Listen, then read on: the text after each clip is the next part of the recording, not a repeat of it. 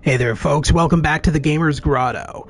Unfortunately, I had a problem with my live stream where my mic wasn't working. So hopefully I've gotten that resolved right now. And to those of you tuning in, I apologize if you were in the last stream and it felt like I was ignoring you. I wasn't. I was responding to your questions and your comments, and unfortunately none of you could hear it. So hopefully I've gotten this resolved, so we're going to step right into this with episode 2 of Alan Wake. So there is a recap on this one, so if you tuned into the previous episode last week, I guess it would have been 2 weeks ago, and you forgot what happened, there is a little bit of a recap here, kind of like a TV show. So we're going to hop right into this, and we're going to continue with Alan Wake, episode 2.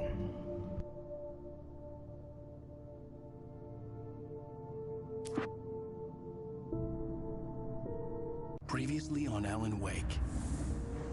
I came to Bright Falls with my wife, Alice. Thank you for coming here with me. I thought maybe you could write here. I don't want to hear it! God damn it, Alice!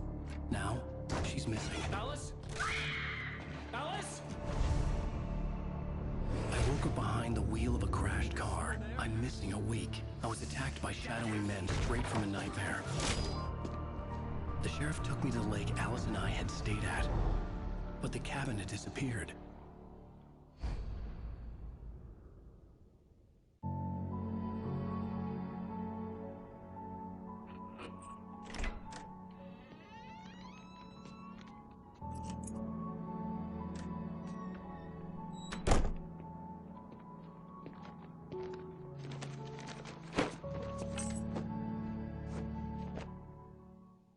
Honey, I'm home.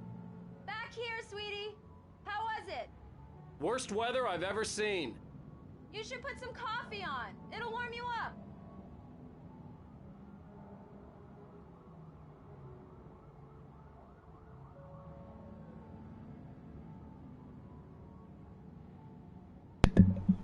Alrighty, so this is a flashback of Alan Wake back at his place when his wife was not kidnapped, or possibly dead.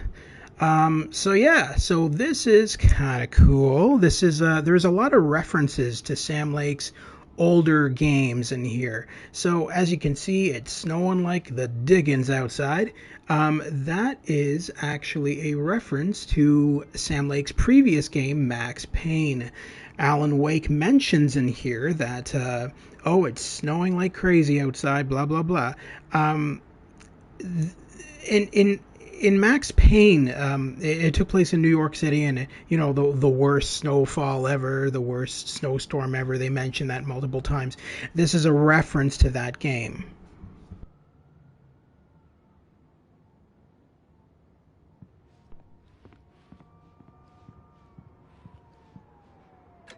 Coffee's on. Great, thanks. I'll need it if I'm gonna finish this by tomorrow.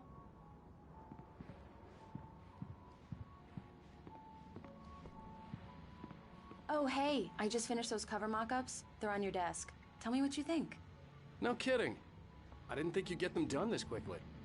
On occasion, I can perform all sorts of miracles, my dear.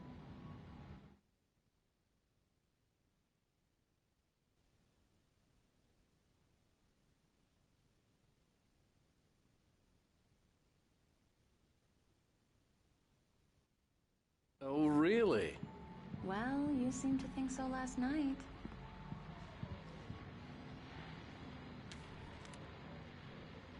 These look really good. Oh, sure, until Barry gets his hands on them. Which, by the way, will happen over my dead body. The last time was the last time. Oh, and speaking of Barry, he called. Alan! Alan, please check the fuse box. I'm right here.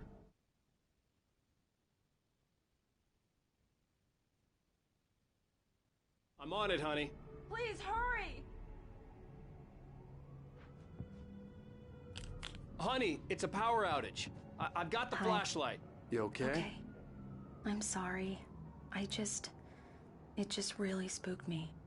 Don't worry. We'll just break out the candles. I know it's stupid, but it's just... especially when I'm not prepared for it, you know? It gets to me. I love you. Tell me a story, writer. Okay. I used to have these nightmares when I was a kid. The dark really spooked me, too.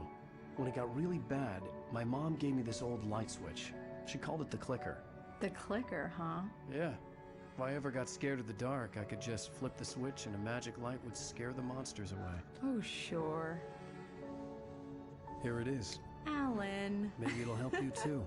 Yeah, nice story, writer boy. You made that up right now, didn't you? No. Seriously. I love you, even if you are a liar. Thanks for this.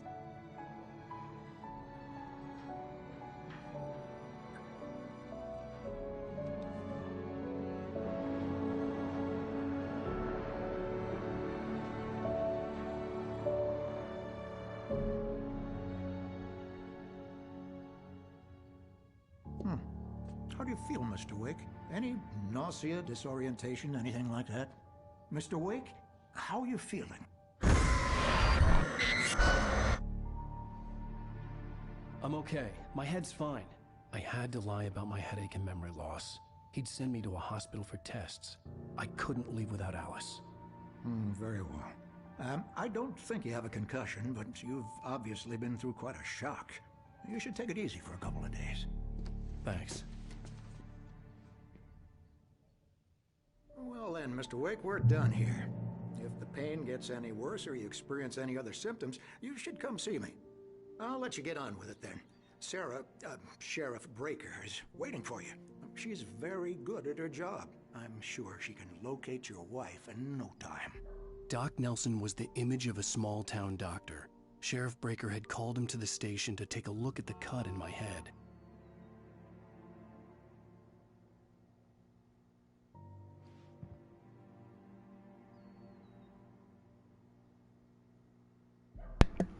So the big difference to this game compared to the original, which was released in about... You'll find the sheriff in her office. Just go down the corridor. Please be quiet, Doctor. So the big difference compared to the first game is the original game is the fact that the graphics have had a complete and massive overhaul. A lot of the stuff you wouldn't even be able to read in the original game, you can make out a lot more here, and the quality of the visuals has been drastically improved, actually. Alan Wake's face in the remaster resembles the actual actor who plays him in the live action sequences, whereas in the original game he didn't really look anything like the live action actor. So that's pretty cool. A lot more motion capture has been done in this remaster, sorry. So a lot of work has been done to it as well. They've included haptic feedback for the PS5 controller. So when Alan Wake walks around, I can actually feel it through the controller. And when you're firing your gun, you actually feel the feedback through the trigger to make it resemble a real trigger on a gun. So that's pretty cool too. Anyway, I'm gonna stop talking here. We're gonna get into this game.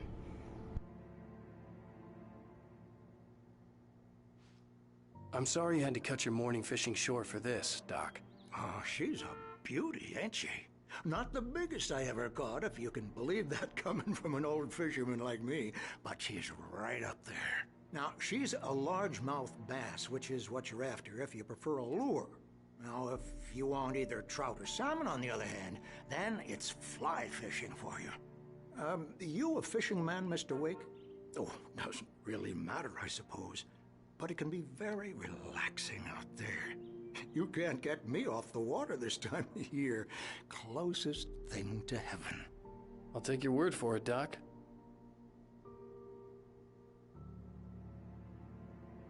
You're good to go, Mr. Wake. Sarah's probably waiting for a chance to talk to you.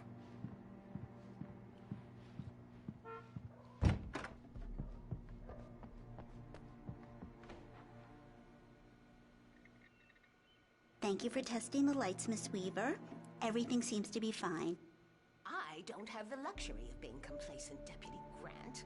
The bulbs will need changing soon. You can't change them in the dark. I'll be sure to take care of it, Miss Weaver. Have a nice day now. Very good. I'll come back later on to remind you, just in case. Mr. Wake, the sheriff is waiting for you in her office down the corridor. That was Cynthia Weaver. I guess you can call her the town eccentric. She used to be the editor of the local newspaper, but she's focused on, other things these days. She'd fit right in where I come from. As you can see, she's a little obsessed with maintaining the light bulbs of the whole town, refuses to step on shadows, things like that. Back in her day, she wrote about all sorts of weird things in the paper. Bright Falls has a colorful history. Of course, what small town hasn't?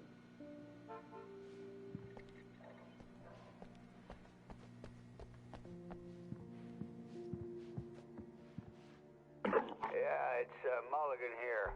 I'm at Stucky's gas station with Thornton. There's no sign of him. Over. Wait.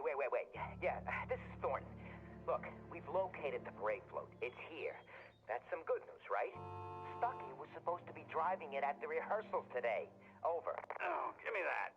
Mulligan here. Looks like someone really thrashed the garage.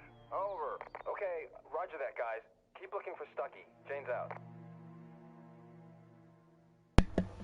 Okay, so Stucky was the guy who we met in the first chapter. He was the guy who gave Alan Wake the proper keys, which they drove off. They never got the proper keys to the cabin that they were supposed to be staying at, which I would assume would be one of the log cabins that we'll be seeing in this chapter. So Alan Wake and his wife ended up leaving with keys to Cauldron Lake Lodge, given to them by Barbara Jagger, who is the darkness that's possessing everybody in this crazy-ass town. So on that broadcast, they're talking about Stucky. Now, Stucky we killed in the previous chapter. He became infected with the darkness. He was the guy running around in the woodcutter log place in the woods. My English is great. Yes. So anyway... So he's, we killed him. And now, obviously, the police are looking for him, and they can't find him, because we killed him. So, it's interesting. So, every character that gets possessed by the darkness in this game, when Alan shoots them, they're actually dying. And so, like, literally, Alan Wake comes to this town to get a vacation or whatever, and ends up being a mass murderer. So it's kind of interesting, I suppose.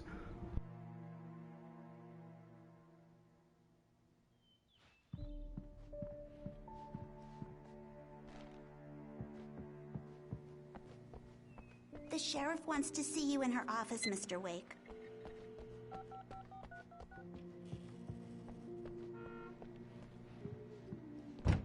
Come in, Mr. Wake. Your phone's on the desk. The battery was dead. It's charged now. Have you started looking for my wife yet? My men are already on it. Now, can you tell me what happened? I'm not sure. I can't remember. We were arguing. I walked out of the cabin. The cabin on Cauldron Lake? How did you end up at Stucky's gas station? I wanted to tell her what had happened last night, but I couldn't. She'd lock me up. Excuse me. I need to take this. Hello? Alan, please help me. Alice? Stop talking to the law. You'll do exactly what I say if you ever want to see your wife. Who is this? Go to the back lot. There's a hole in the fence on the left. Look inside the junker. I left a little something there to convince you we're all on the same page here. After you ditch the cops, you're gonna meet me in Elderwood National Park. There's a spot called Lover's Peak. Midnight. Don't do nothing stupid, pal. We're watching you. I need some fresh air. Can I go out? In the back, maybe? Of course, Mr. Wake. I understand. You can get there through the cells. Deputy Grant can show you the way. I'm sorry. All of this, it's just a lot to take in. Take your time, Mr. Wake. I understand. Can I ask you what the call was about, Mr. Wake? It's personal. Well, we are looking for your wife, and I'm going to need your cooperation if I'm going to help you. I need a moment. after I get some fresh air. Okay, you can find me here. We'll talk when you feel up to it.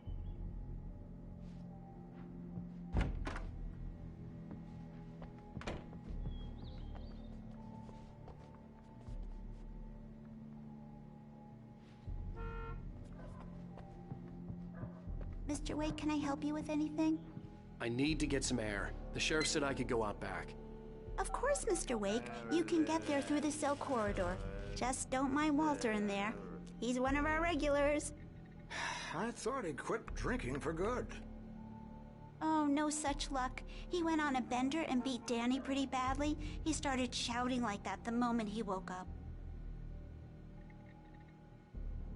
You can get to the back lot through that door and down the corridor, Mr. Wake. Thanks. Hey, mister! Hey, can you turn the lights on? The deputies, they don't understand. They won't listen to me. I need it to be bright in here. Thank you, man, thank you. Hey, you're all right. You're a good guy. Don't let anybody tell you different. You know, I shouldn't even be in here. The cops, they got it all wrong. See, sure, I beat him up, but I wasn't drunk. I mean, I wasn't drunk at the time. I only got drunk afterward. Okay, listen, you gotta listen carefully now. Here's the kicker. That wasn't Danny. No, sir. It only looked like him. You wanna know who it really was? I'll tell you who it really was. It was a goddamn space alien! I know it sounds like something that a drunk would say, but believe me, I wasn't drunk then. Yeah, so he's an interesting character. There's a lot of interesting characters in this game. This game is very referencing Twin Peaks, which was a series back. I don't even remember when it aired. Mid 2000s, I think. Early 1990. I don't remember. I really don't. But so this game is referencing that. As a matter of fact, Sam Lake has said in interviews that a lot of Alan Wake comes from Twin Peaks, as well as various other horror stories that he's read by Stephen King, Alfred Hitchcock, and people like that.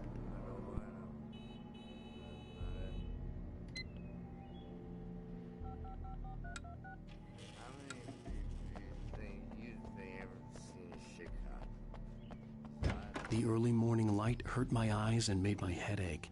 The man on the phone had said, go through the fence on the left.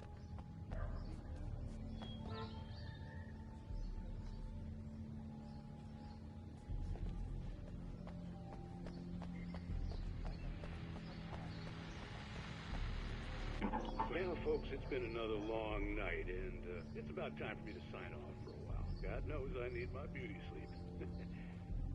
Just one more item before I go. It's been a busy night for the sheriff's department. We've had a few broken windows, even a report of shots fired on Main Street. Deputies Mulligan and Thornton had to deal with two intoxicated young men who were celebrating the completion of their Deerfest float. Now, folks, we get this every year. I know it's exciting, the big day's almost here, but let's save it for the party and leave the gunplay for the shooting competition, huh? There's no point in getting all worked up yet.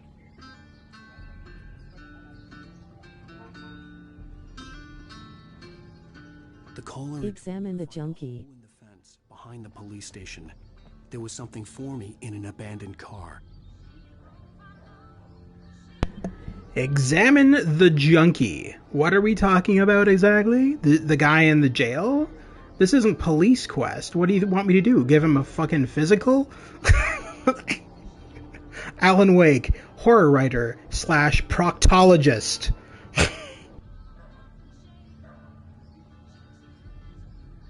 Woo-I can hear you. I can hear you, Stu. I can hear you too, Stu, or at least the robotic version of you. The robot version. It's like Dr. Zoidberg on crack. I can hear you.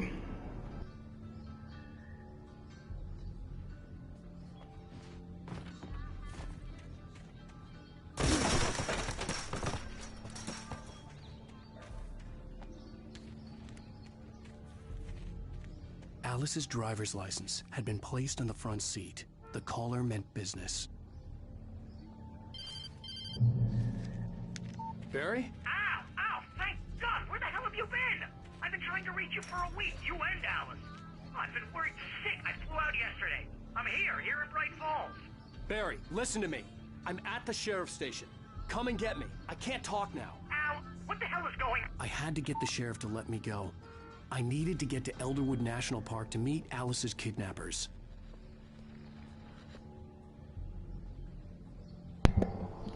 So as I stated earlier, this is a remaster. This is not a remake. Sam Lake has stated in the video commentary, which you can actually activate in this game and hear his commentary tracks. I've actually already beaten the game, so we're doing a replay of chapters at this point. So that's why the manuscript pages that I'm picking up, when I pick them up, you don't automatically read them. So what I'm going to do there is at the ending of this chapter, before the ending cutscene, I'm going to go through all those manuscripts and we're going to be reading them together. Anyway, so what I'm saying here is, what was I saying? I don't remember what I was trying to say. Oh boy. Oh yes.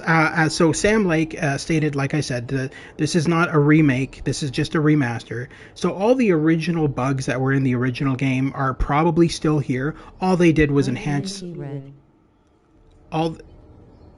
Okay. You can't type, apparently. Yes, you can't type. No, I can't read. Okay. So anyway, so all of the video all of the graphic quality has been greatly enhanced. Adding support for DualSense controllers on the PS5 and stuff like that, so you get the haptic feedback and everything. As well, instant loading times. In the past, in the old game, the loading times would take up to like maybe about 4 minutes, 5 minutes, whereas in this, instant, so that's always really nice. And finally, he fixed several of the controls. So later on in the game, you do have access to vehicles and you can drive around. Now, in the original game, the controls for that were absolutely terrible. They were using the old Grand Theft Auto style controls where the X button was your gas, not the triggers. So in later games, we've all gotten used to having the triggers as your gas and brake, or reverse. Back in Alan Wake days, it was, I believe, the X button and the circle button or something like that. And it was really stupid controls. A lot of people complained about it back then. Those have since been fixed for the remaster.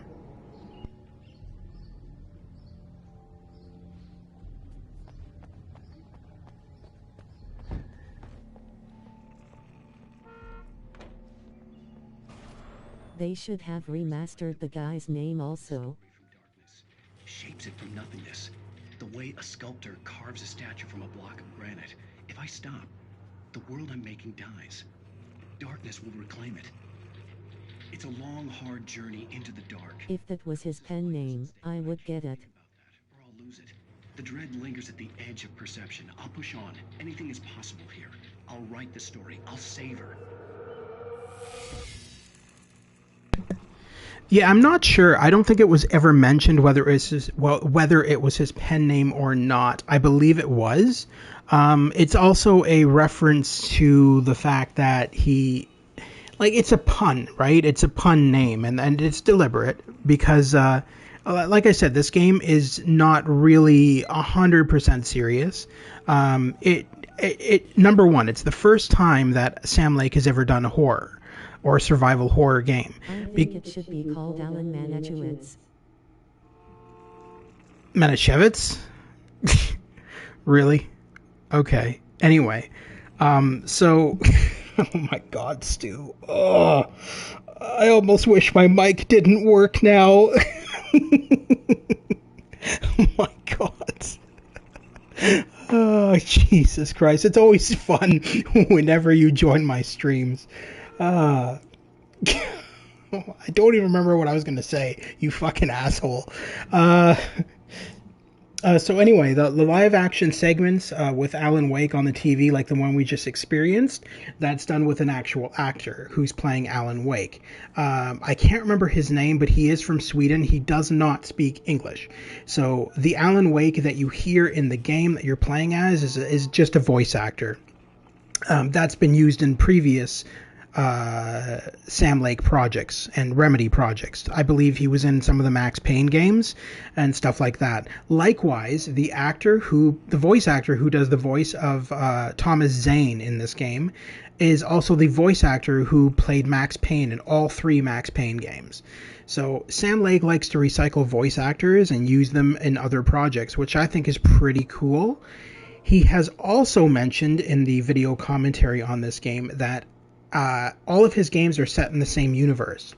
So Max Payne, Alan Wake, and his new game, Control, and even Quantum Break, which is his Xbox game about time travel, they're all set in the same universe. There is actually spots in Quantum Break that I found where they greatly reference Alan Wake. There's a university near the beginning of the game. And if you look at the chalkboard in one of the classrooms in the university, you see a bunch of rambling nonsense about darkness and the dark realm and stuff like that. And the teacher's name on the chalkboard is Alan Wake. So he has said that all of his games are going to tie in together at some point. He's going to tie them up in a nice bow, and they're all going to be tied together somehow. He's actually mentioned that for future Control DLC and a potential Control sequel, he's going to actually have a physical appearance by Alan Wake. So it's going to be all tied together somehow, so that's kind of cool.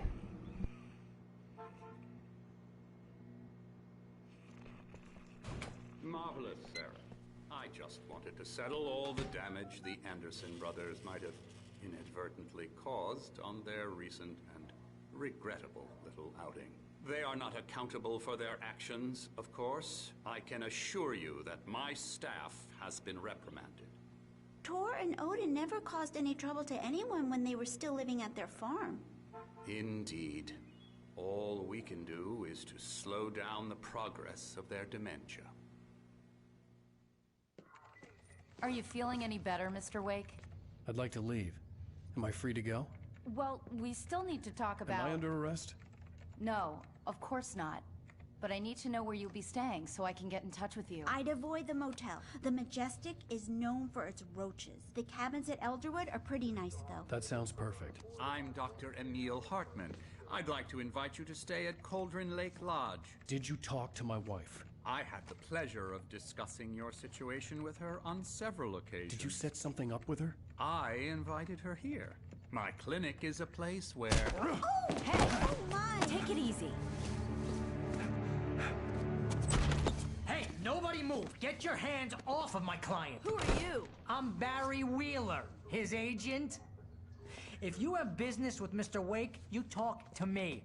You yokels won't know what hit you once I sick my lawyers on your asses. No harm done, Sarah. I'm all right. I don't want to press charges. Mr. Wake, my offer still stands.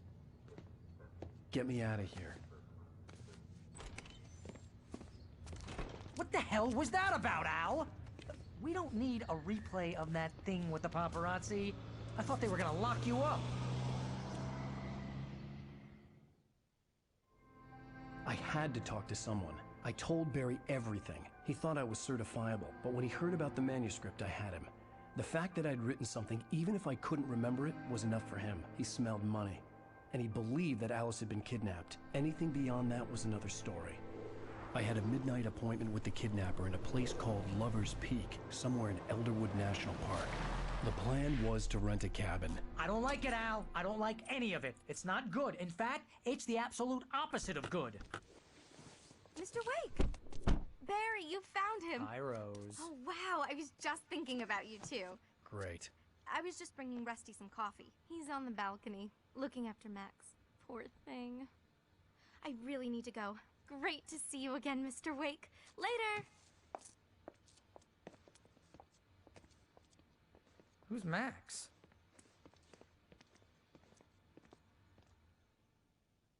What an airhead. Jeez, Mr. Takes a swing at everybody. This is not her fault. She's a very nice girl and, more importantly, a fan. She even has a fan site dedicated to you. And she was very helpful when I was looking for you. Seriously, Al, what you were saying in the car? Just listen to yourself. What, you shot a guy and his body just disappeared? When was the last time you slept? What, are you high? Have you been drinking? No! Look, Barry, I'm missing a week. And someone's got Alice. Do you and understand everything's just... what it sounds like when you say stuff like that? Don't get me wrong, it's a good story, could be a bestseller. But when you start confusing fiction with reality, you're buying yourself a ticket to the funny farm. Wait here.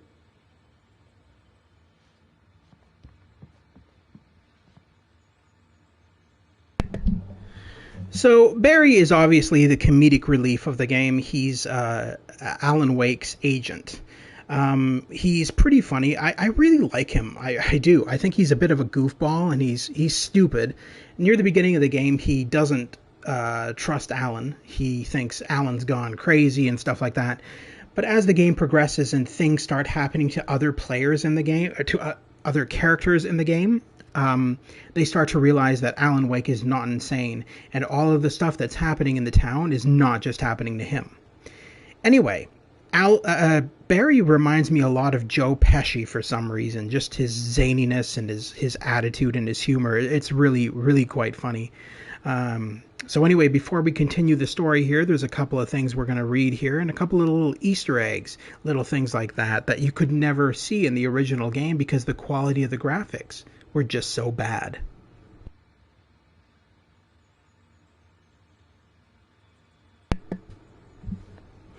The skeleton of a Columbian mammoth, Mammuthus columbi. I probably said that wrong. This specimen, estimated to be 14,000 years old, was recovered from the La Brea tar pits in 1981. It was donated to the Elderwood National Park in 1998 when the Columbian mammoth became Washington's state fossil. Named Bucktooth Charlie, it has since become the park's official mascot.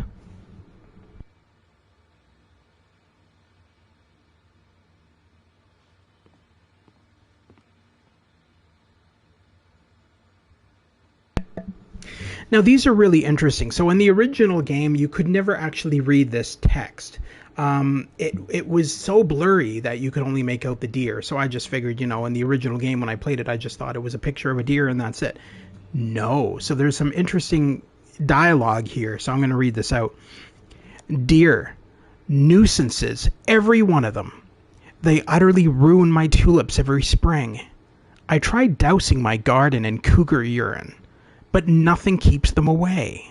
And they come early in the morning, too, so I don't even manage to catch them in the act. But when I finally do, I've got my rifle loaded with buckshot and ready to go. The problem is the population.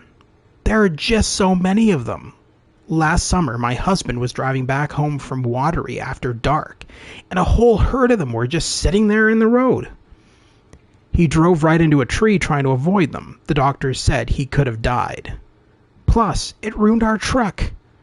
These things are more dangerous than bears. You can quote me on that. Lorna Miles.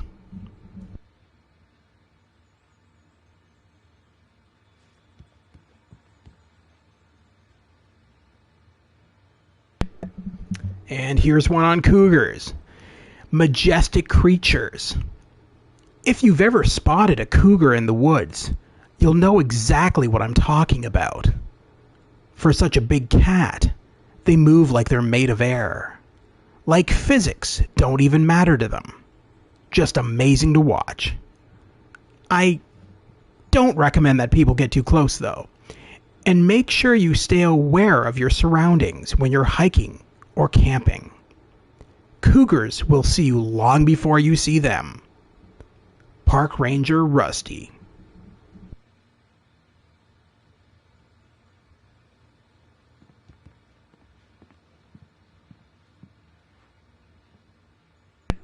And we got one more over here, grizzly bear.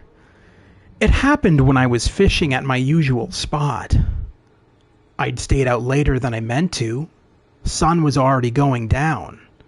Suddenly this huge animal lumbers out of the woods on the far bank. A grizzly, and a big one. You don't see a lot of grizzlies around here, mostly black bears. They're not so bad. More scared of you than you are of them. But grizzlies are another thing altogether. I froze, of course. I've treated a few maulings in my life, so I know the kind of damage these things can do. Started reeling in my line, hoping to get out of there fast. The grizzly notices me though, looks right at me. Now I got a few trout already in my basket, and I could tell that grizzly was smelling an easy meal. I started getting into the river, heading my way. I thought I was going to have to run for it in my waders. But then the bear stopped. Looked like it was sniffing the air. Whatever it smelled spooked the devil out of it, and it bolted back the way it had come. Gave me a good fright, that's for sure. Dr. Nelson.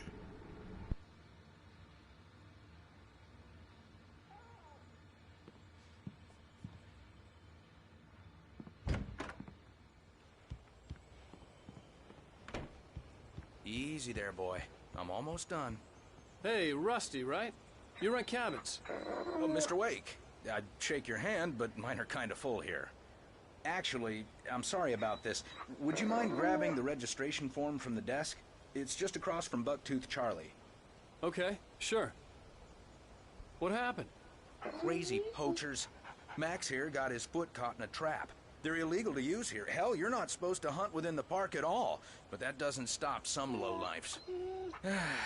Well, at least Max is gonna be okay. You got lucky. Max is still groggy from the shot I gave him, and I'd rather not leave him alone just yet. The form's on the desk across from the mammoth skeleton.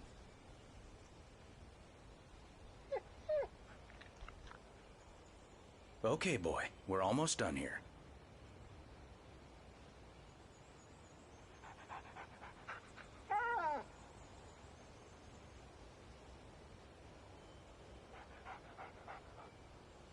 Shh, that's a good dog.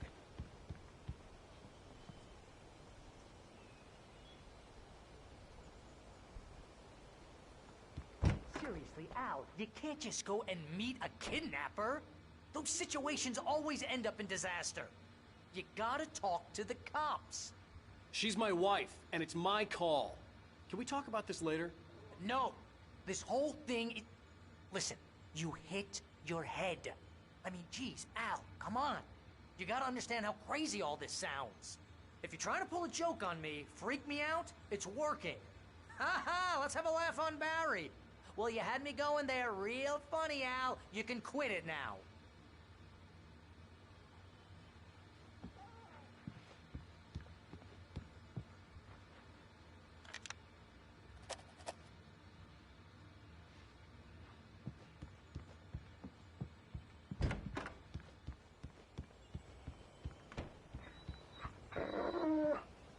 I think this is the form you wanted.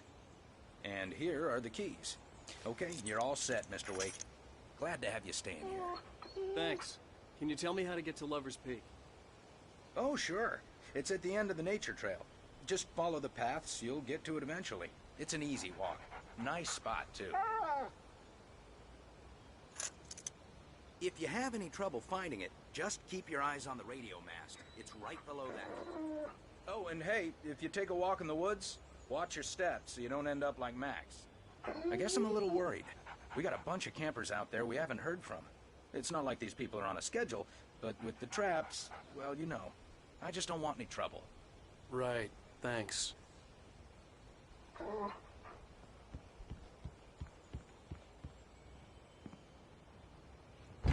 Look, Al, you're asking me to believe that you shot a dude who went poof into thin air, a guy who was bulletproof until you pointed a flashlight at him. You hear that from people who end up spending time in padded rooms. strapped to their beds, wearing white shirts with too long tangled up sleeves, and eating a healthy diet of pills. Al, you make cruel jokes about people who believe that kind of stuff. You're the skeptic. You gave me an hour-long lecture on homeopathy last month. What was it? If there's no proof, it's pure bullshit. Period. Guess the laugh's on me then. Al, come on! I mean, okay. Okay, maybe something weird happened to you, okay? Well, thanks for the heartfelt vote of confidence. All I'm saying is you gotta throw me a bone here, bestseller. What would you think if it was me? There's no way you should be going out at midnight with a gun. No one asked you to come here, Barry. Either work with me on this or go straight back to New York. Your choice.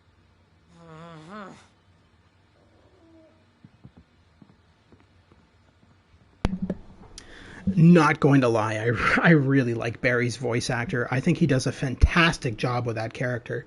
He makes him kind of annoying, but at the same time kind of funny. So it really works. And I'm glad that Barry becomes kind of a main character in the game from here on out, because he's very likable and he adds a certain level of humor to the game.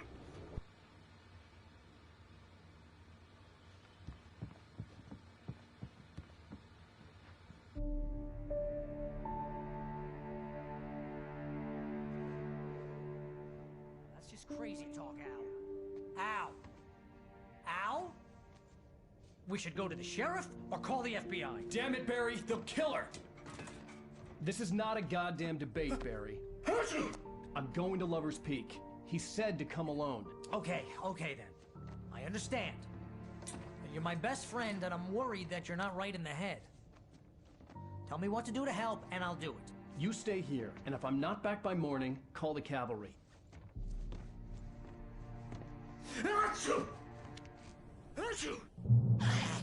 Just be careful with the natives, Al. These yokels are dangerous. Everybody hates a tourist, or it'll be Deliverance all over again. Bless you. Oh, this place is trying to kill me. I'll bet there's mold in here, spores, poison ivy, God knows what. This is so not worth a 15% commission. You want to know where you can shove that flashlight? Lock the door when I leave. Yeah, you go ahead and do what you have to do. I'll be fine. Alone, but fine. In a cabin straight from a horror movie.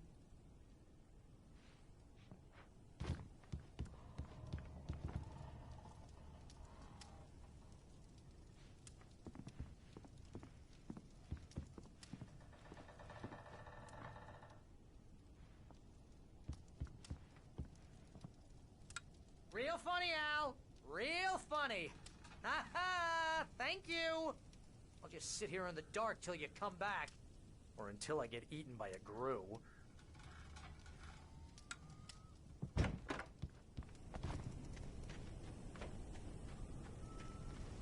I'll wait here, Al. I'll hold down the fort. I'll be with you in spirit every step of the way, Al. Locking the door now.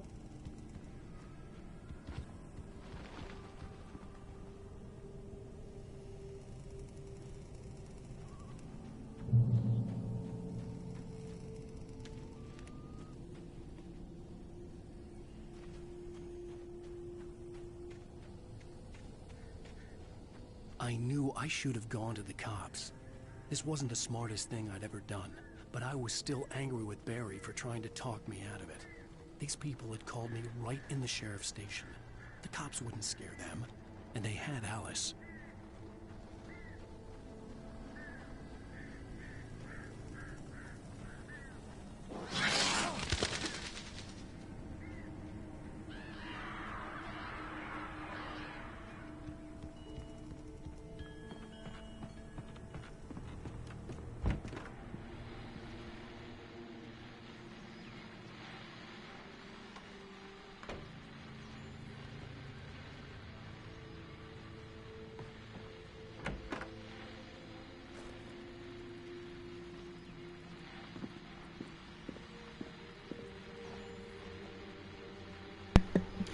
Now, what's interesting about that darkness guy that just walked by the window is it's meant as a jump scare. He doesn't actually attack you. He like literally just walks past the window and kind of disappears. I gotta be honest. I've been watching horror movies since I was a kid, so jump scares and stuff like that, it doesn't affect me. I can play any horror game and not be scared, or scream, or jump, or whatever. It just doesn't affect me at all. I do appreciate jump scares and stuff like that. I do appreciate when developers go out of their way to make something creepy, but not something that will attack you. That's kind of cool. So yeah, that's pretty neat. So we got another radio here that we're gonna listen to. And there is another, in the next cabin over, there is another one of those Night Springs episodes, which is based on the Twilight Zone. So we're going to end up watching one of those as well.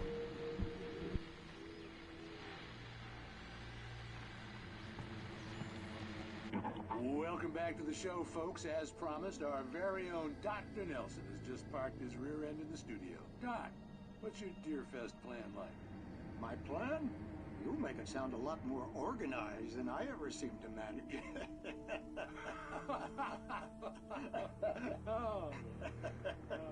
No plan, really, just taking the atmosphere. I'm getting a little too rickety to do much more than that, you know.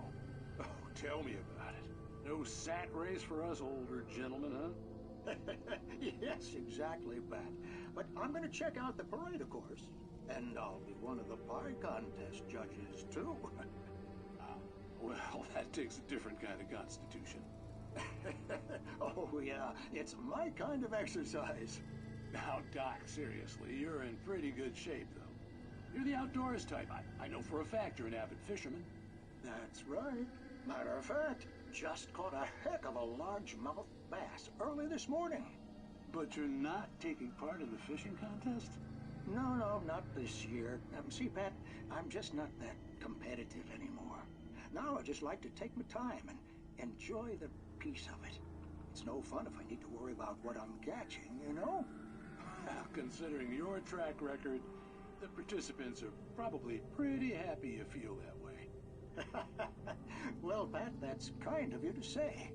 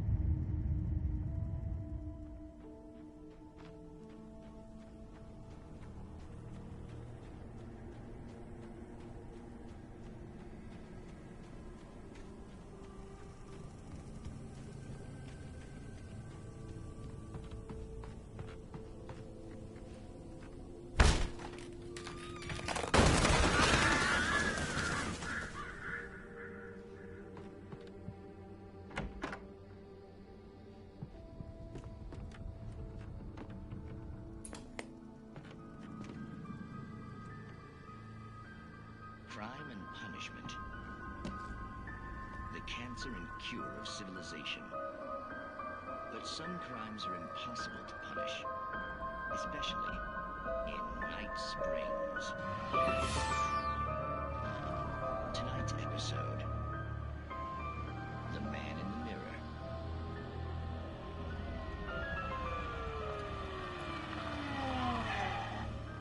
He's inside, Agent. He's a weird one. So, you're confessing to killing that guy, huh? Why? And it coming? Yeah, but why would you do that? I mean, you're a nice guy. Normal. Took a kid to a soccer game. So how come at the game, you pick a guy and, quoting from the arresting officer's report here, assault the victim's head area repeatedly with the weapon of choice being a pair of bare fists? Wow, that sentence really flows, huh? Maybe you're not the literary type. Okay, so you mess him up. But why? was that guy? We couldn't ID him. Why would a guy like you do him like that? I didn't like his face? Well, you must have hated it, because you really went to town there. I mean, there's no way to tell what he looked like. No ID on him either. That must be difficult. But then we ran the fingerprints. Got a match. Your prints. Identical. Huh, how about that? Your son said you were wearing a white shirt when you took him to the game. The white shirt is on the dead guy. It's plenty red now. You won't get away with this. Do you really think that's in any way relevant to me? I had plenty of time to talk to my boy before the cops arrived, you know? He won't stop screaming, am I right? You think he's ever gonna be okay? I left my mark. Believe me. You bastard. What? You gonna shoot me? What's the point? I'm going to prison. You got me. I don't understand any of this. And you never will. Don't worry. Maybe you'll see me again, Agent. Maybe in the mirror.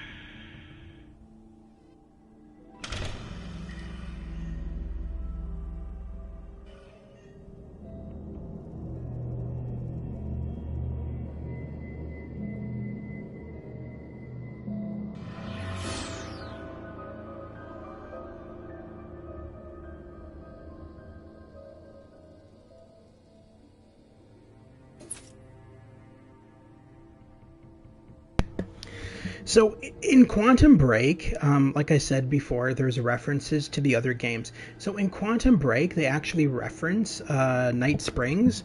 They have there's one TV that you find way later on in the game that you can turn on, and it's literally auditions for Night Springs, for the narrator, the opening narrator, welcome to Night Springs, all that stuff. But the people that are auditioning are fucking hilarious. They're like, hey there, welcome to Night Springs and stuff. It's so funny. But anyway, yeah, so that's in Quantum Break on the Xbox One. That game's an Xbox One exclusive. Now, I don't know what's going on with Remedy right now, because for the longest time they were owned by Microsoft. But it sounds to me, from what I'm hearing, that they aren't owned by Microsoft anymore. So I think a lot of their games are going to make their way onto multiple consoles now. And who knows, we might see Quantum Break on the PS5 and PS4 and Switch in the near future.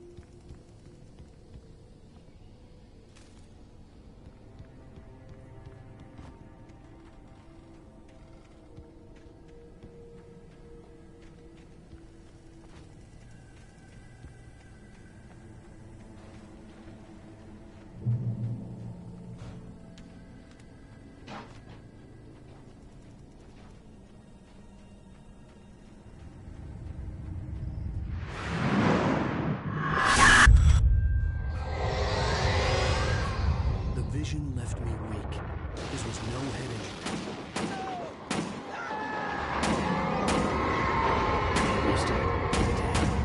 Rusty, hang on! I'm coming! Please, help me!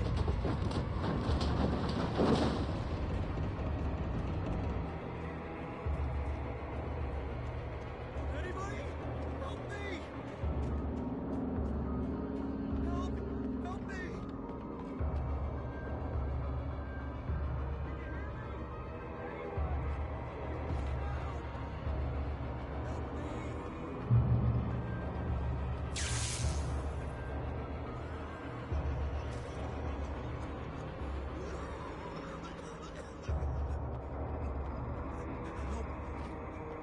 Hello? Somebody back here. I'm back here. Hey, please help me. Mr. Wake? Oh, hell. It happened just the way it was on that page. I found. Came true. It knew. So dark. It'll come back for me. You must... The lights. In the office. I have the key. Okay, Rusty. Hang on. I'll be right back. Whatever did this couldn't be far. Rusty had found a page from the manuscript. It would help me understand what had happened.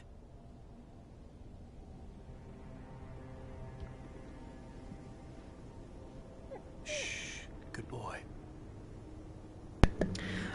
I love how confused that dog looks. It's like, what the shit just happened in here? I'm so confused.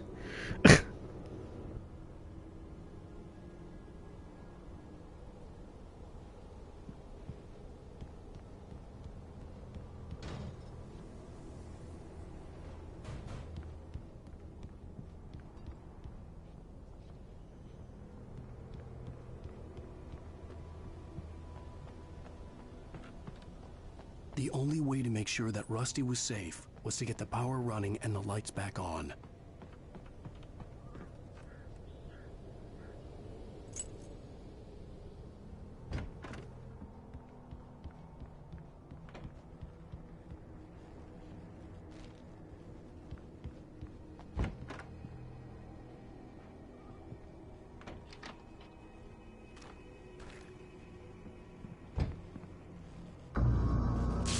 Too late. Someone had destroyed the circuit breaker.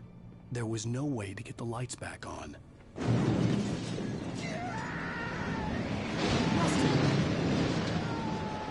Rusty!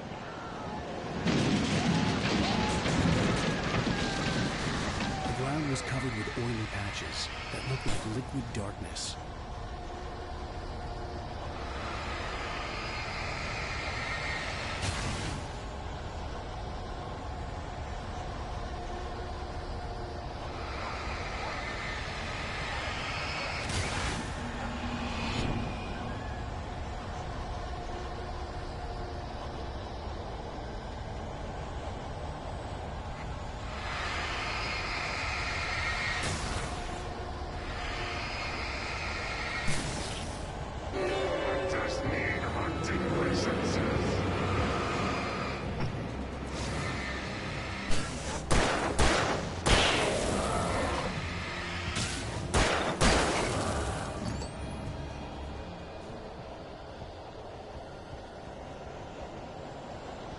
Something had torn a mammoth-sized hole in the wall.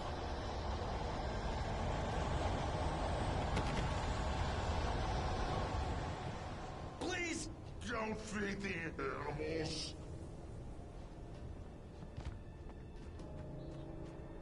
Fishing! Is only Those prisoners! Purchase a park. License! Obey! the park ranger's instructions. Rusty, no! Never! No approach closer than 100 yards. Two bears and wolves! Never approach any other... Closer than 25 yards. That must be least. Get off all times. Never leave your...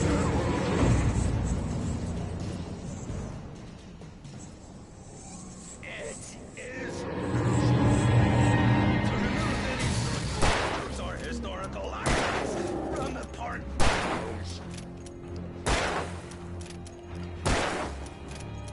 Includes even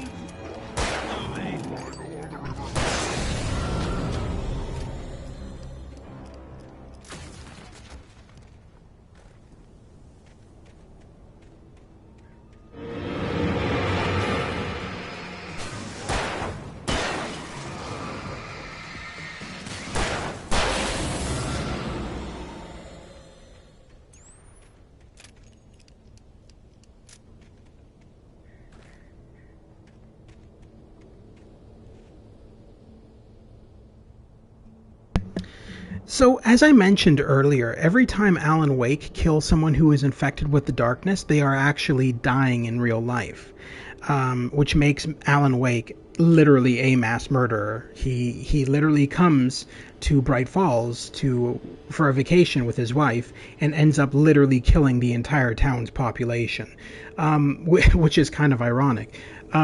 So Rusty, who was the dude who was helping the dog earlier in the cage, who we got the keys from to go to the cabin, which was one of the only likable characters in the game, in my opinion, who wasn't a main character.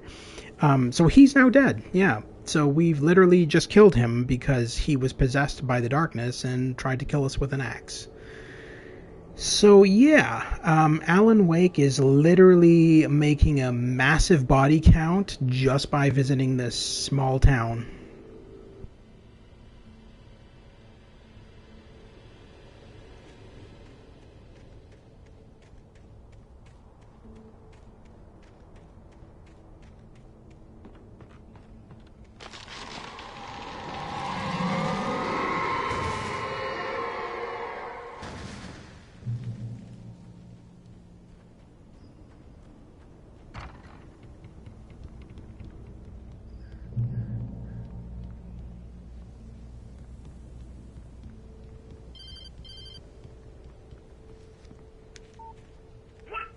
What the hell was that?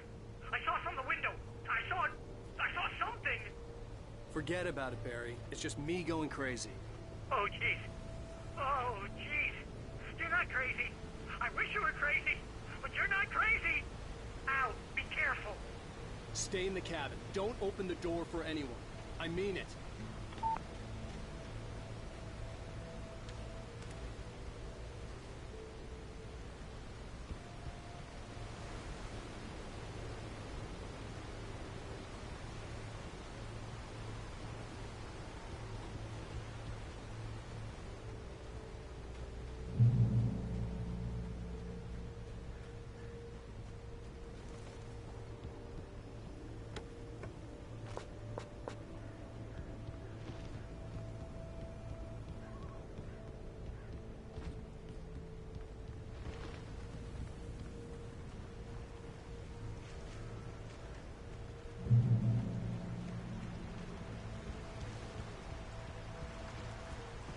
Lover's Peak was at the far end of the nature trail.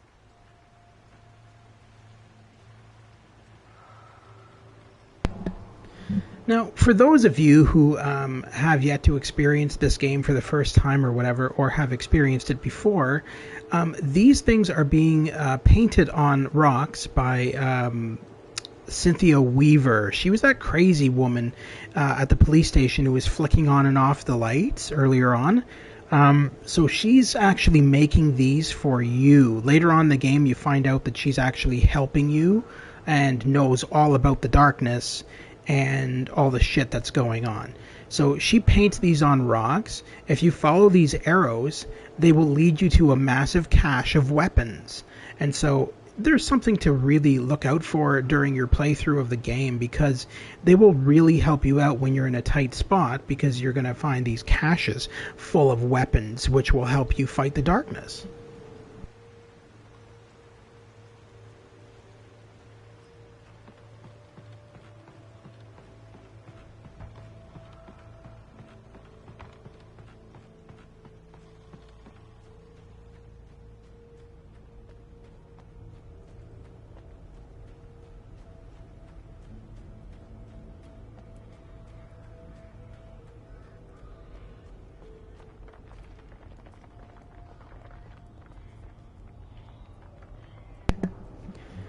Moonshine Cave. This cave was the site of frequent and lucrative bootlegger activity throughout the Prohibition between 1919 and 1933. It was mostly used for temporary storage of alcohol smuggled from Canada, but at times, alcohol was also distilled on the premises.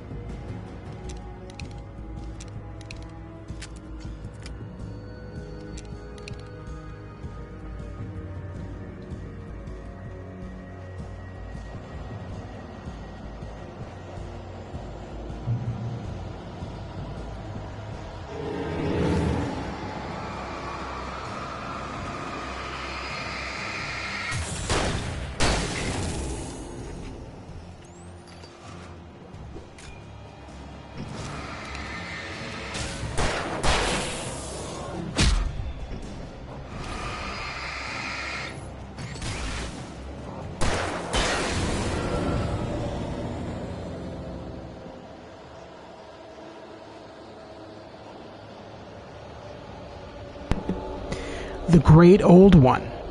Felled by lightning in 1937, this exceptionally tall Rocky Mountain Douglas fir, Pseudozuga menzies something rather can't pronounce, was over 200 years old. According to local legends, it stretched beyond the stars. After it fell, it was measured to be 66 meters tall, nearly a record length.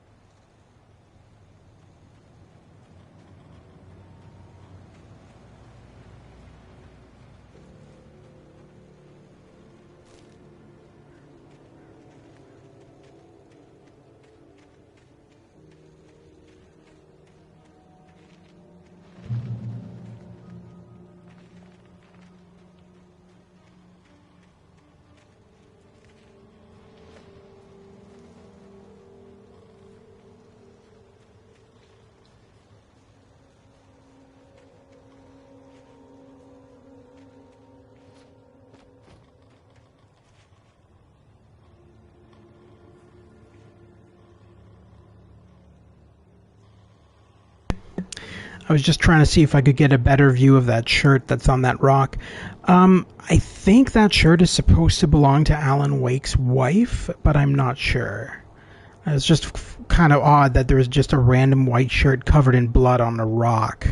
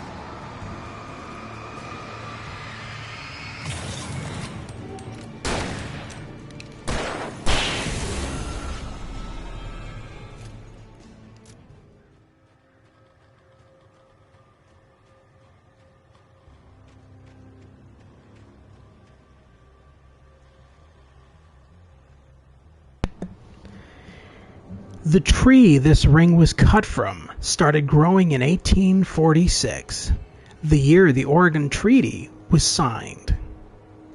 Other notable events marked on the rings. 1853, the Washington Territory was formed. 1878, the the founding of the Bright Falls Mining Company, and the town itself. 1889. Washington was granted statehood. 1929. Tree damaged in a forest fire. 1970. The Bright Falls Mining Company closes its doors after a volcanic eruption below Cauldron Lake. 1980. Mount St. Helens erupts. 1987. Tree felled by storm.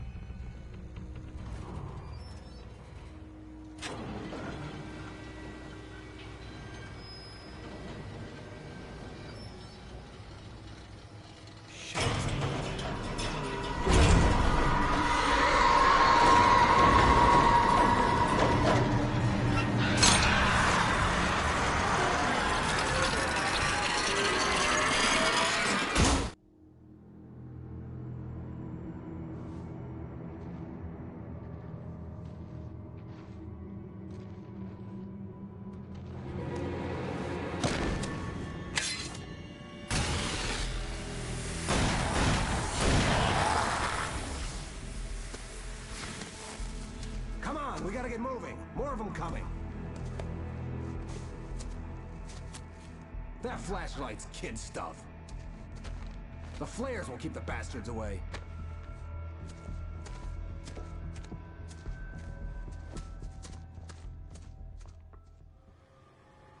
You can see them too? Hell, of course I see them. Come on, we gotta move. Why? Because that's the way the story goes. Yeah, but... Let's move! I lost my gun back there. Oh, I've got a gun. Just keep that light steady on him. It took a moment, but then I recognized him. He'd been on the ferry when I first arrived here with Alice. He knew my name. We were headed in the direction of Lover's Peak. There was no way this was a coincidence. He was the kidnapper. Come on, Wake! You better keep up. You set him up, and I'll knock him down, Wake.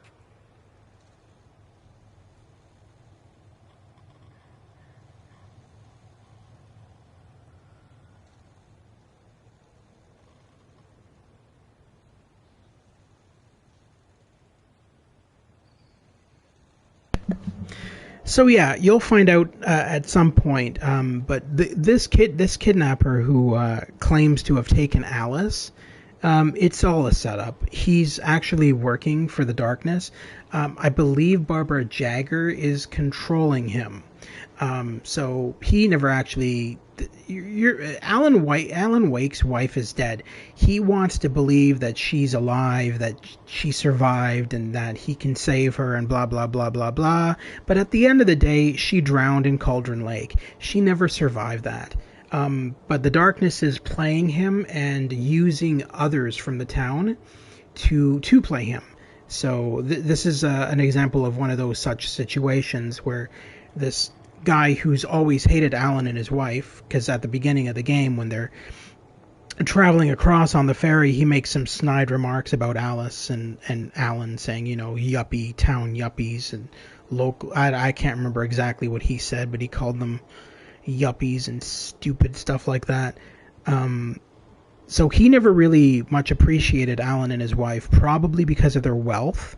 And so I suppose in that regard, it was easy for the darkness to manipulate him and say, hey, you're going to do this for me, you're going to lead Alan here, or else you're going to die. Which is basically what's going on right here. He's claiming that he knows where Alice is, that, you know, if Alan helps him, he'll give him back his wife, and it's all bullshit.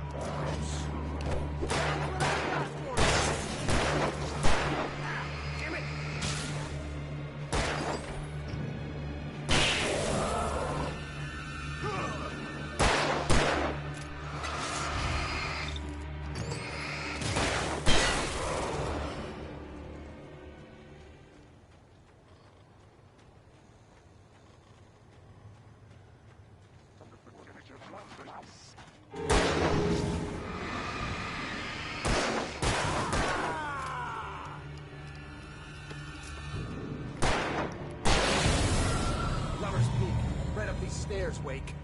Use the flares from the emergency box to hold them off while I get these boards off. Give me the gun. Yeah, no can do, Wake. Are you kidding? Give me the gun! No time for back talk. Hold off,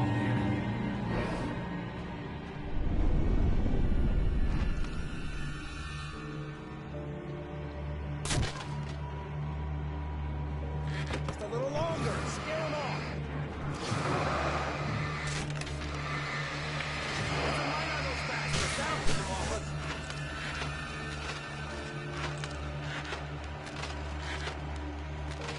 Just a little longer. I almost got it. Okay, it's over. Move it or lose it.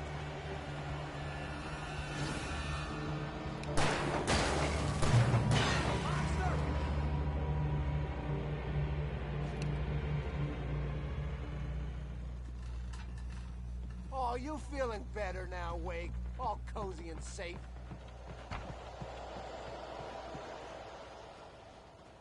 Better get ready. They'll be on us soon.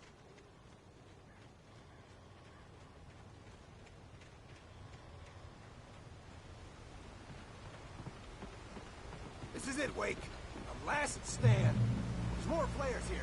Get ready. We fight them as long as they keep coming. Give me the goddamn gun! They're coming! That's not how this goes. Get with the program, Wake.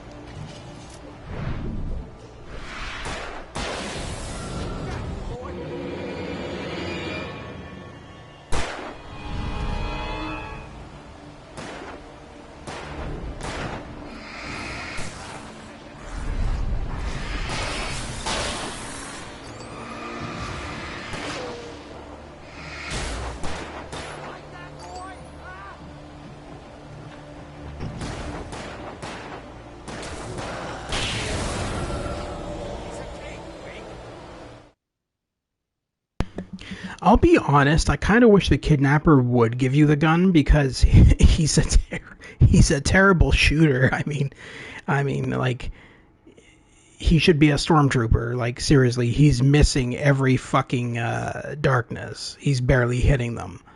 At least, if I had the gun, I'd be able to kill them and not waste 10 bullets.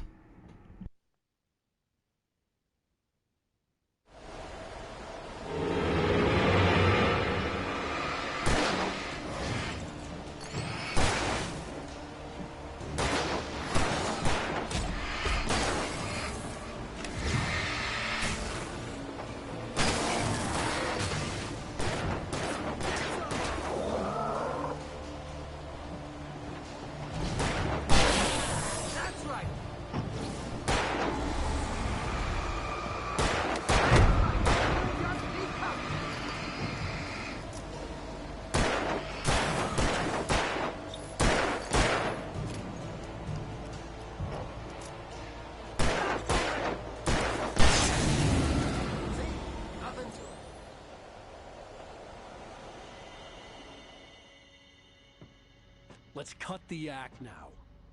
Where's my wife? I knew you were gonna say that. I read it all before. You're a hell of a writer. Congratulations.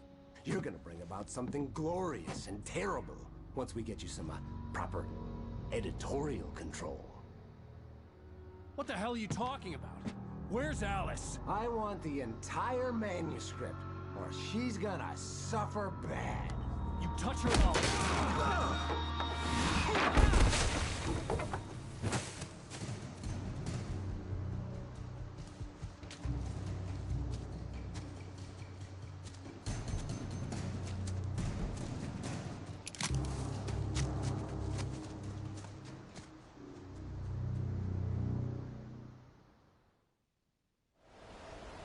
You're gonna give me the manuscript or you'll be sorry. No! Come back here! I swear I'll kill you if you hurt Alice! Do you hear me? Come back here! He had Alice, and he wanted the manuscript because he thought it held some magical power. But I had no manuscript to give him. I had to get back to Barry and figure out my next move.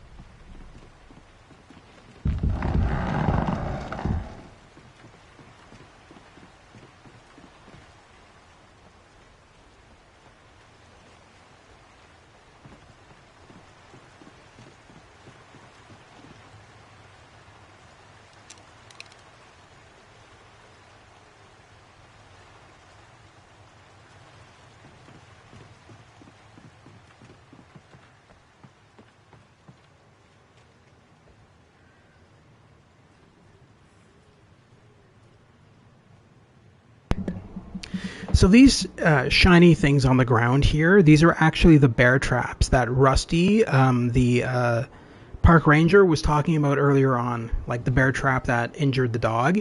So you want to avoid those. They're not, just because they're shiny doesn't mean you get to pick them up. This isn't Uncharted. You step on those, you're going to get your foot caught in a bear trap, and that's when the darkness swarms in and kills you.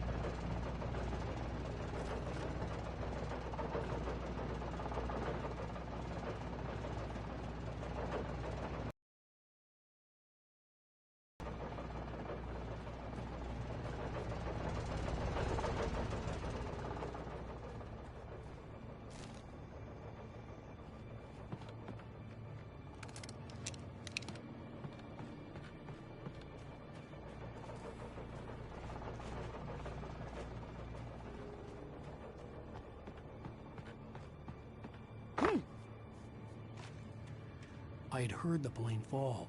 It made no sense.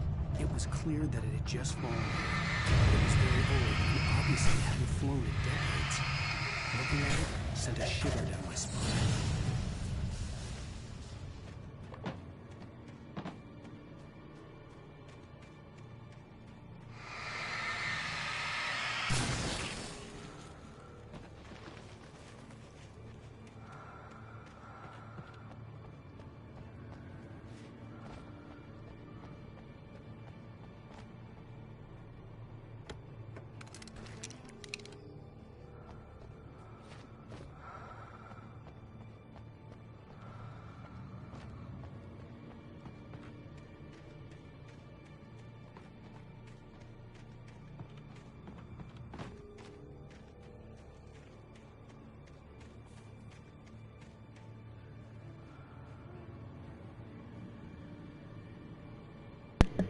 Now, this plane is kind of a neat bit of storytelling here, that the darkness doesn't just attack humans, but can attack objects as well.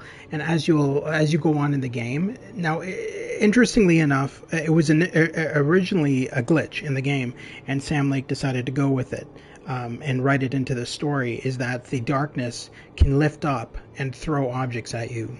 So like cars and things like that. Initially, it was a game glitch while they were testing out the game, and they realized, you know what, this would be kind of cool to have the darkness just kind of possess things, kind of like a poltergeist and stuff like that.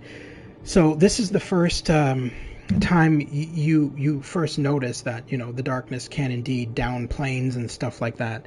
And then as the game goes on, you have to experience this firsthand, where the darkness will literally hurl cars and planes and things like that at you. Tractors, things like that. This was not really a point to, you know, go up there and there's enemies there or anything like that. Realistically, they kind of wanted you to just look at that and kind of keep on going off in this direction. But I knew that there was a hidden chest of weapons over there, and it's the only reason I really went over there. Other than that, there's really no reason to explore that plane wreck. It's not crucial to the story, other than the fact that it's a little bit of storytelling saying, hey, look what the darkness can do. Look at the shit it can do.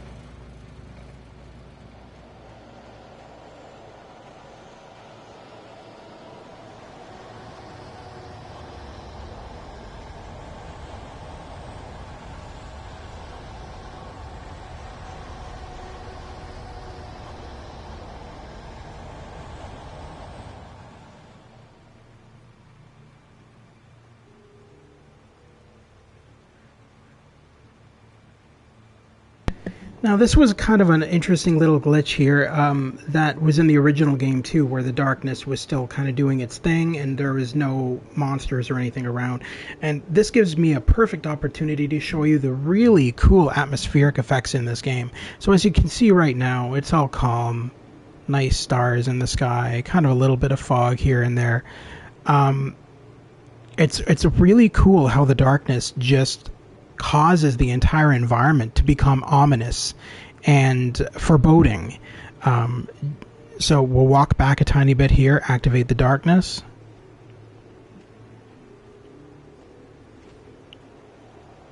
Here we go.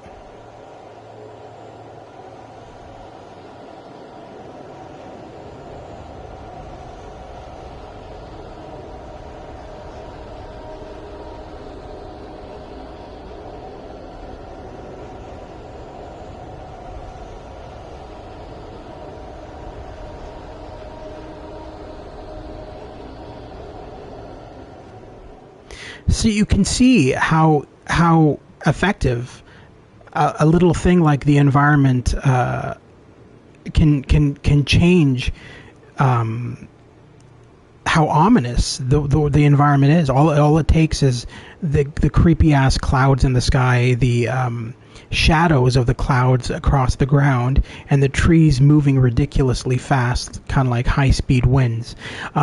It's really effective at making the environment foreboding and creepy.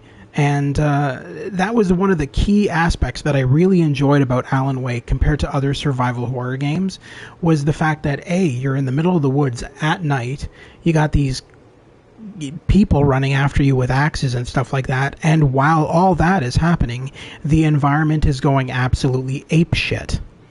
So it's very effective, and it makes the game that much more crazy and enjoyable.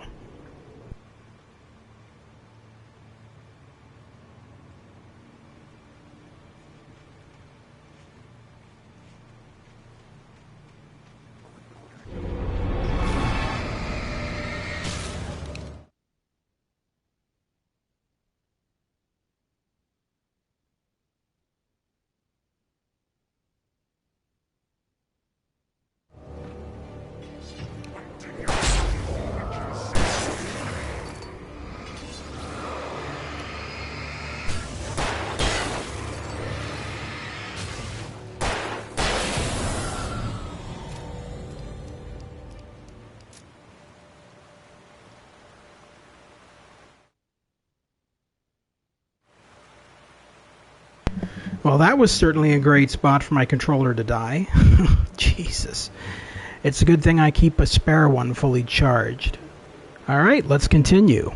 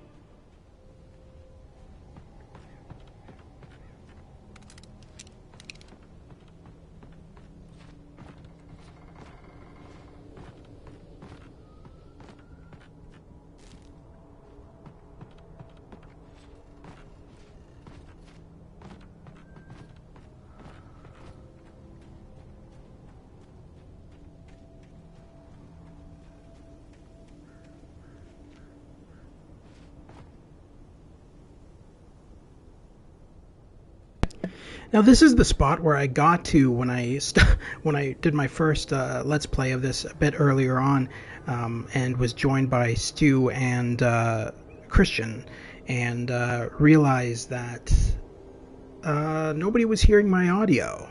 My mic was not working. So I'm glad it's working now, and yeah, so now people can actually hear me, and we're going to continue from this spot and get to the end of this chapter, hopefully.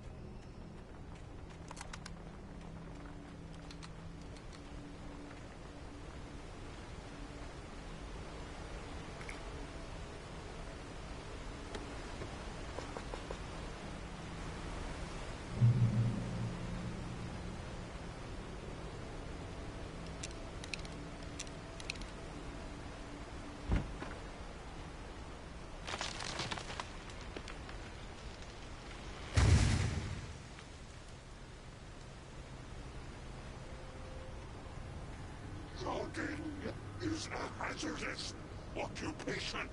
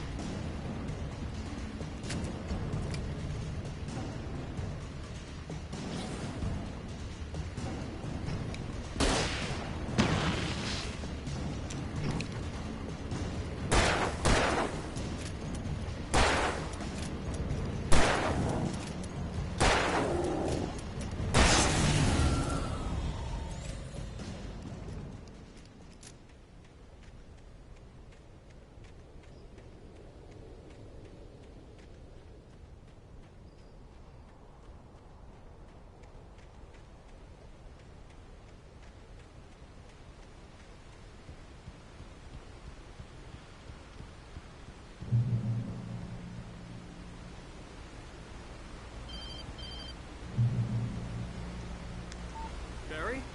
Ow! The porch is covered with birds. They've got all Hitchcock on me. Stay out of sight. I'm on my way. Don't open the door. What am I, crazy? Stay hidden. I'll be there soon. Just make sure you keep the lights on.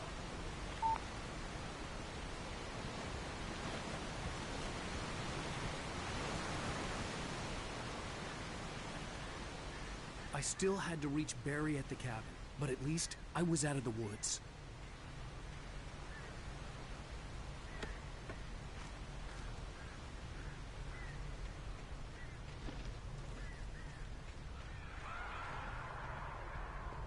I'd have to get the car from the locked garage. It would get me back to Barry faster, and the headlights were a welcome bonus.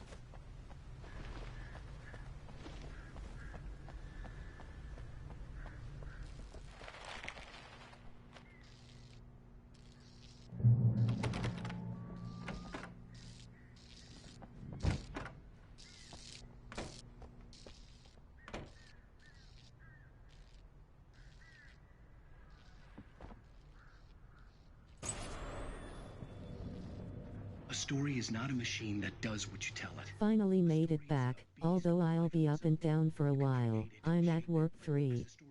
It starts wanting things of its own. Change one thing and you set up. No worries, dude. Glad to have you around.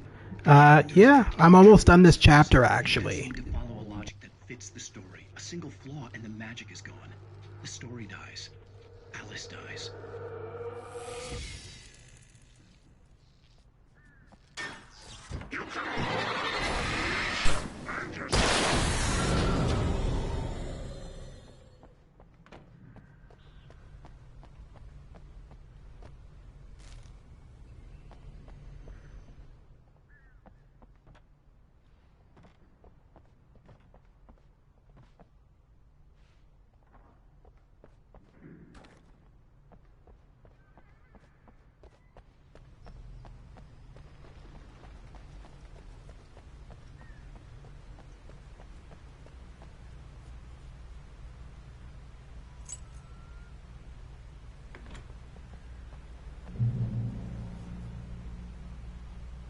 So here's one of the parts I was talking about earlier on.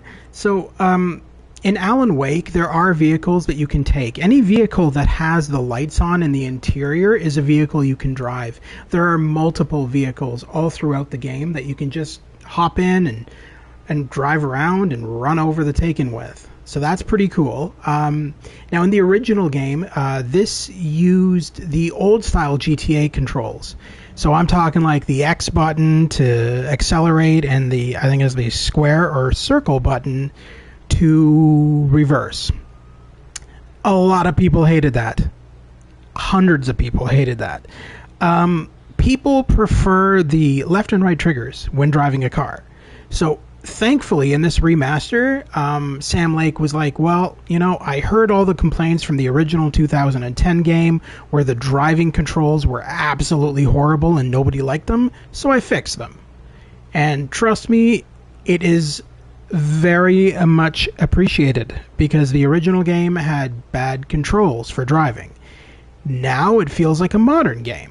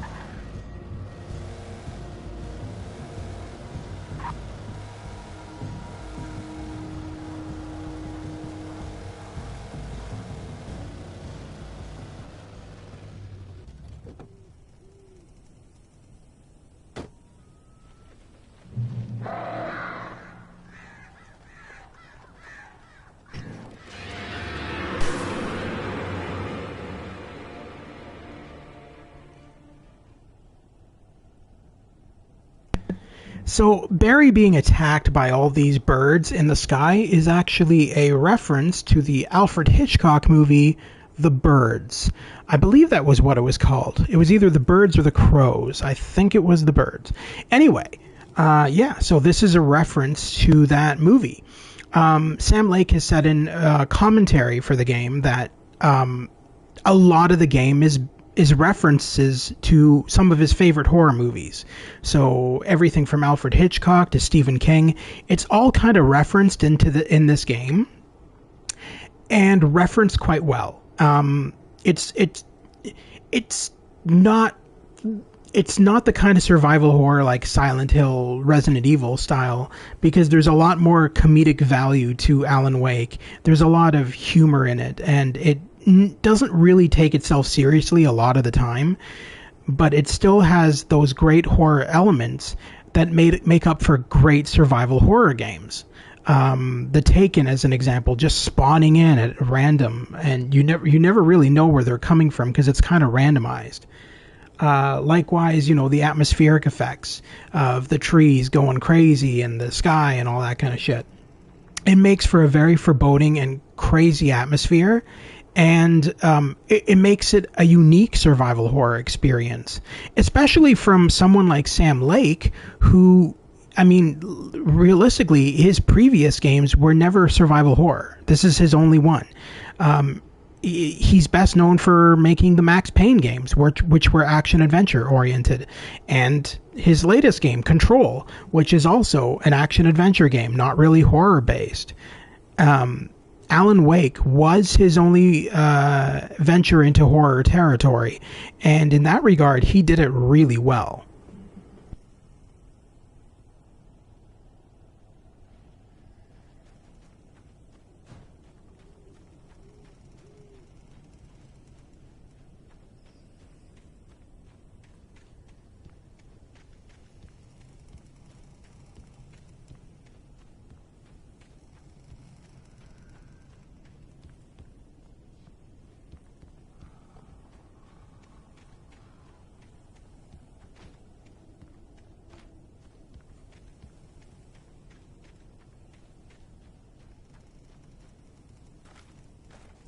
The flare gun was probably the best weapon I could imagine against the dark things I was facing.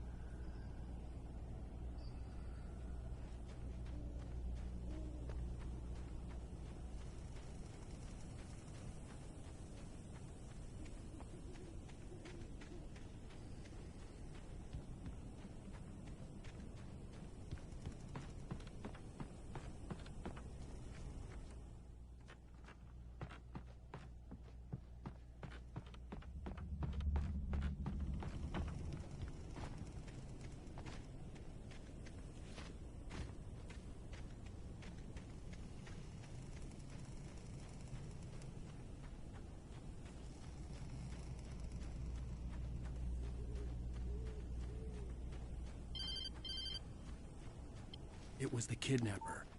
You son of a bitch! Where's my wife? Enough horseplay, Wake.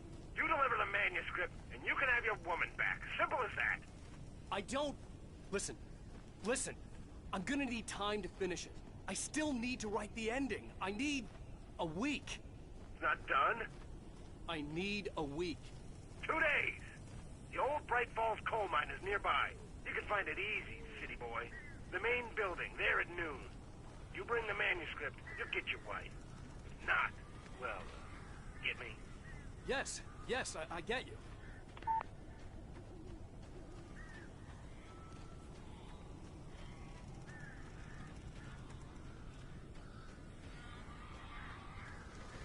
Barry had talked about birds over the phone.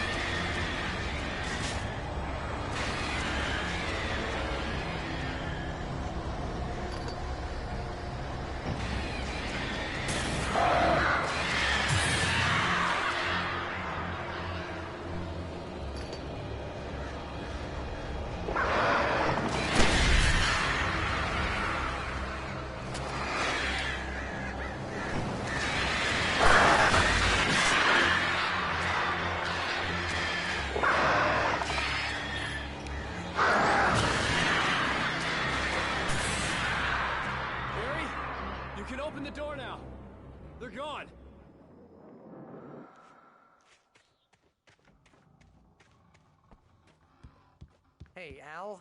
I'm sorry for thinking you were having a psychotic episode, man.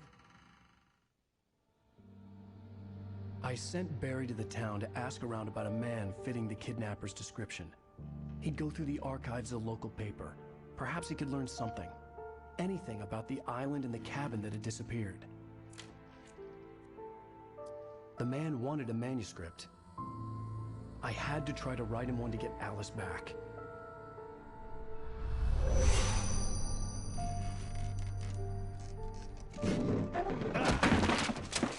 For me, the supernatural had always been nothing but a metaphor for the human psyche, a tool to use in writing fiction. Now, it was happening for real, and I couldn't put a single word on paper.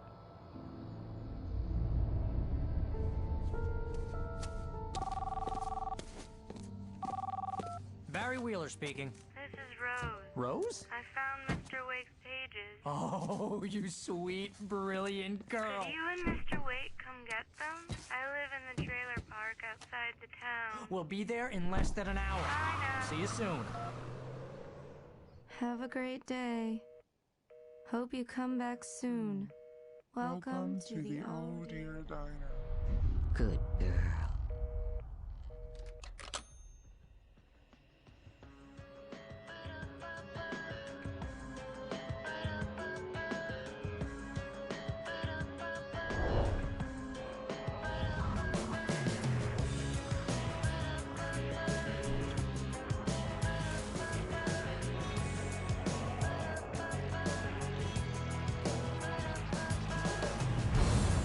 Come here. Pretty please. Can you tell me where I am? You. Won't you say something? And that's where we're ending it for this playthrough. That was episode 2 of Alan Wake. So basically, what happened there is Barbara Jagger, that damn darkness bitch, captured the soul of the Oh Dear Diner girl and convinced her to try to lure Alan and Barry to her cabin for some nefarious purpose. We will find out what happens in the next episode.